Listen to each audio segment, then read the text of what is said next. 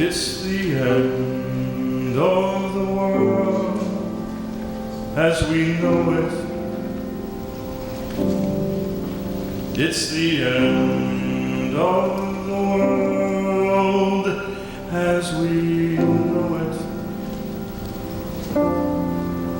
It's the end of the world as we know it.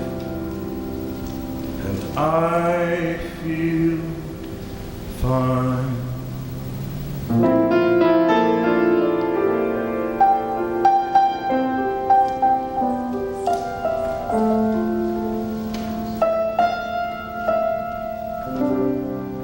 It is a beautiful day to talk about the end of the world. Wow. That REM song that Rick played, little refrain from, that REM song has been in my head all week. It's the end of the world as we know it. That's great. It starts with an earthquake, birds and snakes, and airplanes. And Lenny Bruce is not afraid. The lyrics of this song came to Michael Stipe in a dream. And this makes sense to me. In our dreams, we can face disaster. We can face the end of the world and not be afraid. It's much harder to do in waking life. We are scared. At least many of us are. Right now, many people are scared. They're scared, wondering what our country is evolving into, who we are becoming as a people. We are concerned for immigrants, concerned for all people who are trying to make the American dream a reality, a tangible reality in their own life. That's the funny thing about dreams. They're intangible. They inspire and awaken our spirit, and yet, when we awaken, it is hard to grasp the substance of that inspiration, the essence of that spirit. Right now, we are doubting if that substance is even real, if the essence of the American spirit is a fiction, a dream, too far out of reach. America is an optimistic country, a country that has believed a story of ongoing, continual progress. There is a sense that even with setbacks and pain, these are just growing pains toward a brighter, more fulfilling future.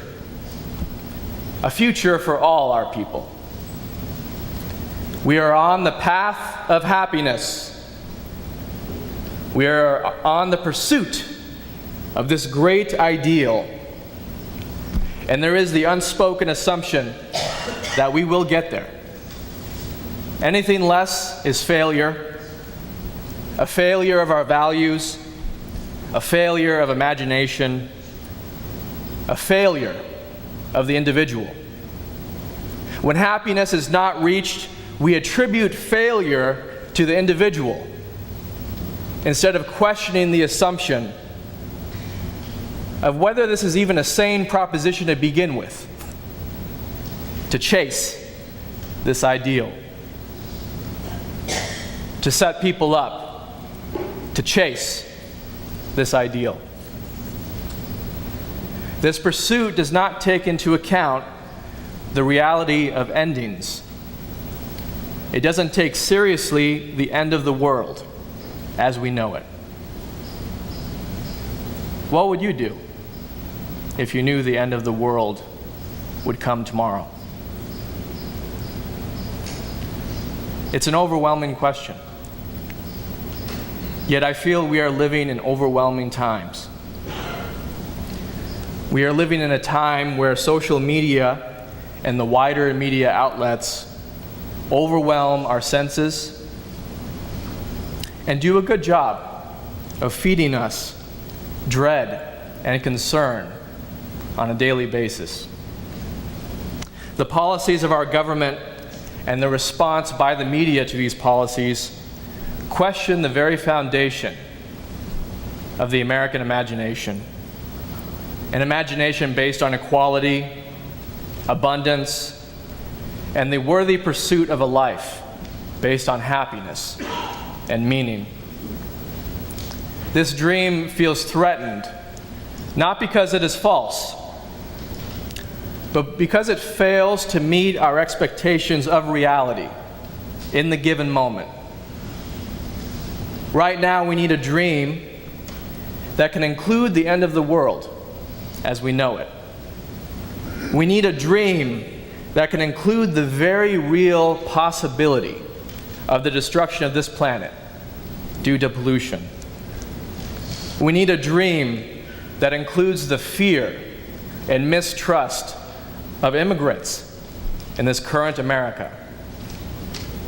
We need a dream that makes space for hate and prejudice as daily realities, not just anomalies. We need a dream that can include the normal, everyday experience of all of us, and not just the far-off ideals. For some, this last election was the end of the world as they knew it. It was the end of innocence, the end of progress, taking a step back in our history rather than a step forward toward the ideals of happiness and fairness. For some, this last election clarified and highlighted their everyday normal experience and proved that their experience was not rarefied or a special case or the exception. For some, this election has not made much of a difference. While others may be experiencing the end of the world as they know it, business does go on. We still have mortgages to pay, kids to put in college, leaves to rake, and lives to maintain.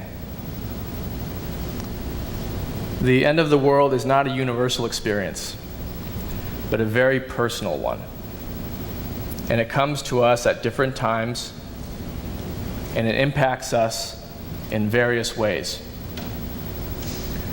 Most of us have experienced the end of the world in personal and devastating ways.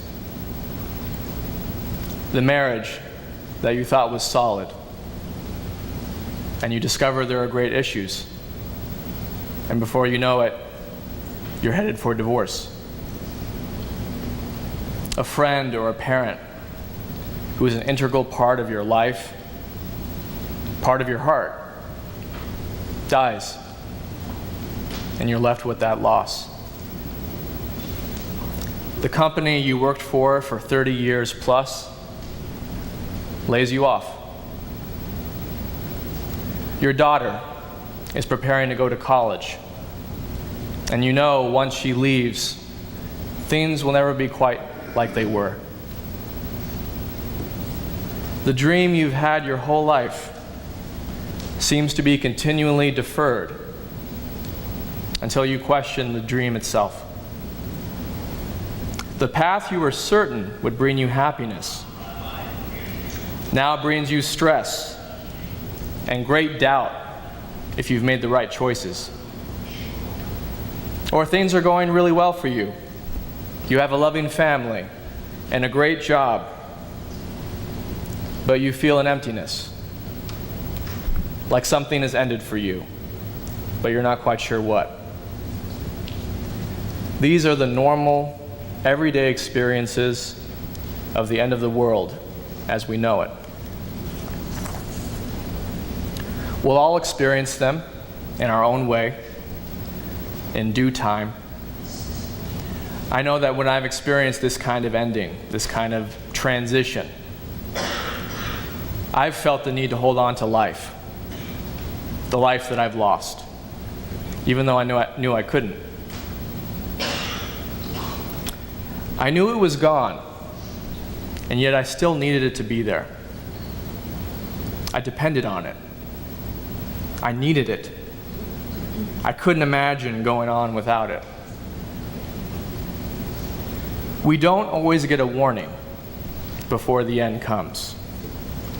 We're not always given a day's notice that the end of the world will come tomorrow. Sometimes it just happens, and we realize after the fact that something major and significant has happened to us. But sometimes we do see it coming. We see that the life we've been living is not really working. We notice our children getting older and getting ready to leave home. We notice the passing of time and know that things could end at any moment. It is overwhelming to notice this. And most of us spend a good amount of energy trying to deny this because we don't know what to do with this information. It doesn't inspire us. It causes us to freeze, feel overwhelmed and afraid. Or even if we feel calm at first, often it only takes a little digging and a little time to realize that we don't fully understand how to deal with endings. I know that I've often dealt with endings by just letting them happen without acknowledgement or much intention. I didn't know how to deal with it. So I let things happen. I let the ending happen, passively. When I worked as a chaplain in a nursing home, I was taught by my supervisor how to be intentional about saying goodbye to patients. I hate goodbyes. I really do. So I often would skip out on them because I didn't know what to say. I didn't really know what to do. I learned that this really does cheat people when I do skip out on a goodbye. It cheats the people I'm in relationship with, and it does cheat myself.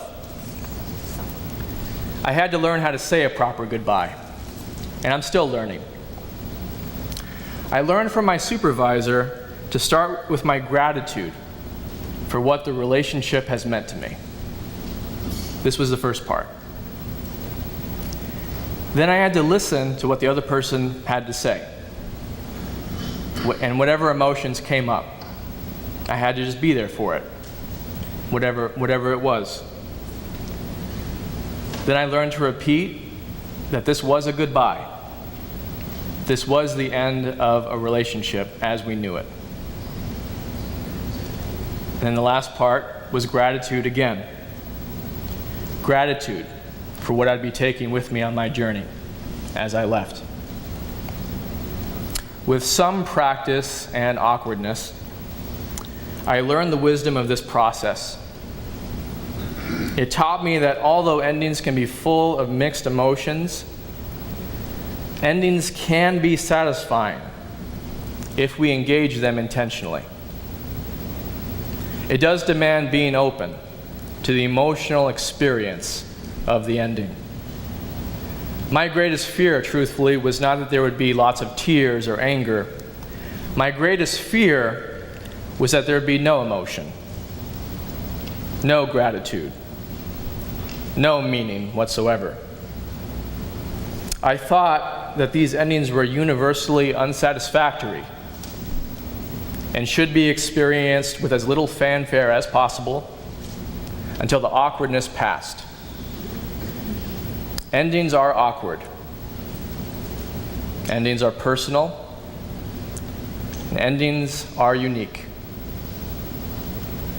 We don't quite know what an ending will be. And none of us really knows what we're doing as we're in the process of an ending. There's no rule book, and there's no absolute knowing of how we or others will respond. I told all this to my supervisor, explaining this is why I don't like endings. She just gently encouraged me to continue in the direction of feeling awkward, and everything would be okay. Meet the awkwardness of the immensity of this situation, a situation which is truly unfathomable, and meet it instead of running away or trying to wait till it passes. This would be enough, is what she told me. This would be enough.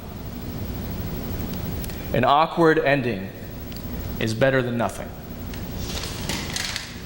I find Luther's response in the story kind of awkward, kind of strange. When he was confronted with the question, what would you do if you know the end of the world would come tomorrow? His response to the enormity of this situation is, I'd plant a tree. What in the heck is that supposed to mean? When I first heard the story, that was my first question. It kind of delighted me on a visceral level when I heard it, but I had no idea of its meaning. I took it literally at first. Surely Luther knew if he planted a tree, it would not have time to grow, with the end of the world coming tomorrow. Perhaps it's an act of hope, a sense that things can go on, even after an ending. But that didn't quite resonate with me. I don't know why. It didn't quite feel right.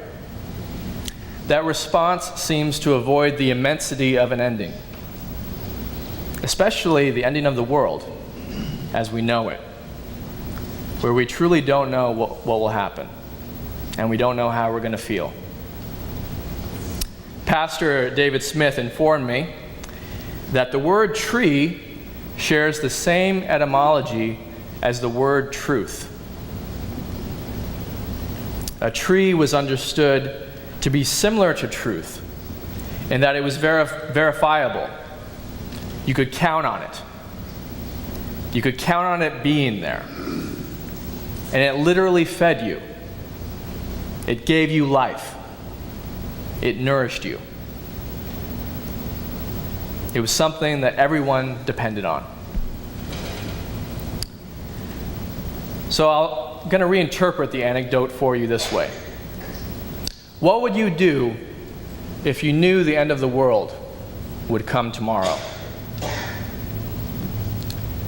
I'd plant a truth. I'd plant a truth. That's the question I want to leave you with to ponder. Which truth would you plant when faced with the end of the world as you know it? It's a good question, because I think that the truth we would plant at the end may contradict the truths that have supported our life up to that moment. There's something about an ending that helps us confront truths that no longer serve us, dreams that no longer support our life when the end comes. The end can come suddenly, but sometimes we can see it coming. Perhaps the truth of self-reliance or rugged individuality would be a truth we would plant. Or maybe not. Maybe that's not a truth that we find we could face the end with. Would we plant a truth based on our greatest fear? Or would we have the courage to plant a truth which served us in the present as we face the end? There's something about the end that invites us to reassess the dreams we've relied on, the truths that we believed were self-evident. It invites us to reckon with the divide between our hopes and our actual lived experience. There's something about the end that can encourage us to mature if we have support. I believe this is where our country is right now. Instead of making America great again, I believe we are moving forward and making America grow up.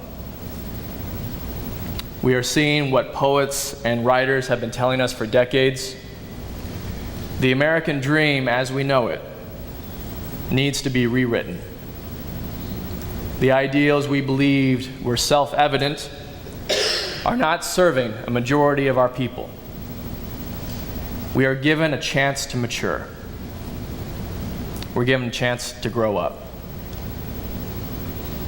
We are given the chance to plant a truth which can face the end of the world as we know it. The truth we plant may come from awkwardness and uncertainty, but the biggest mistake is not being uncertain. It is being in denial of our truth. The act of planting does something for us. It reminds us that we have a choice, that we can adapt. We are not stuck. We are not required to fake it or hold on to truths that no longer serve us. We can discover our own truth right here, right now. If you are experiencing the end of the world as you know it, if you're experiencing an illness or a loved one who is sick or has died recently, or a relationship that has gone awry, take heart. Maybe it's time to plant a new truth. A truth which can nourish you right here, right now, as you are. I do believe there is a truth waiting for all of us.